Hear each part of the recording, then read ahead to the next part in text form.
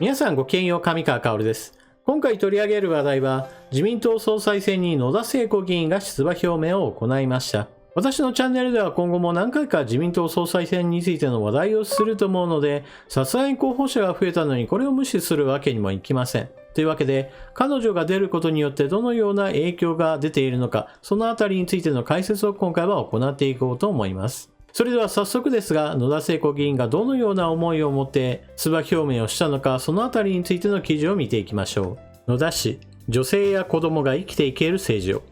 自民党の野田聖子幹事長代行は、党本部で記者団に対し、党総裁選への立候補を表明し、これまで主役になれなかった女性や子供、高齢者、障害者が社会の中で生きていける、生きる価値があるんだという保守の政治を自民党の中で作り上げていきたいと述べた。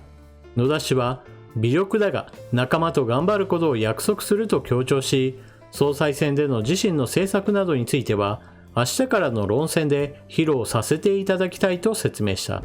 野田氏の総裁選への出馬表明の後に、このような動きがありました。安倍さんの公式ツイッターアカウントが、コロナ禍の中、国民の命と生活を守り、経済を活性化するための具体的な政策を示し、日本の主権は守り抜くとの確固たる決意と国家観を力強く示した高市早苗候補を支持いたします。世界が注目しています。皆様よろしくお願い申し上げます。野田聖子さんが出馬表明をして、その直後に安倍さんが高市さん支持をより強く打ち出してきました。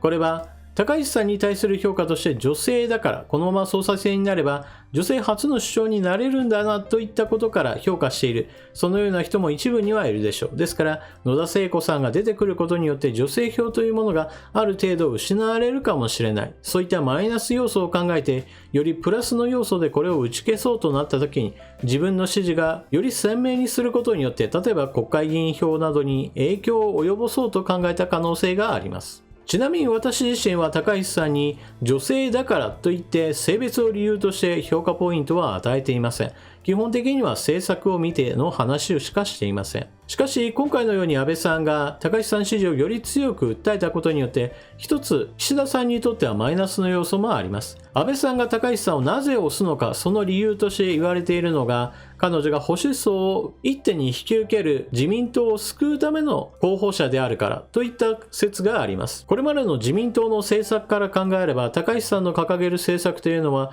より今までよりも鮮明に保守層を意識したものです。そして自民党の支持者にしてみれば、中国に対してより強く出てほしいなと思っている人はきっと多いはずです。そのような人たちの思いというものを受け止める候補者として高市さんの存在は重要である。つまり今後のために高市さんを応援している。しかし心の中では実際には国会議員票も十分集められないかもしれないという思いから、岸田さんは本命視して裏では動いているのではないか、そういった説を訴える人もいるのです。しかしそのような裏の動きを読む読まないといった話よりも、より表の動きとして高市さん支持を鮮明にしてきているわけですから、安倍さんの影響を受ける人たちというものは、より表立って高市さんの支持応援に回ることができるようになります。一方で野田さんが今回登場してきたことによって一つ大きな変化が起こっています。それはまず第一に、第1回の投開票においては勝者が決まらない可能性が高まったということです。総裁選に出るためには20人の推薦人を集める必要があります。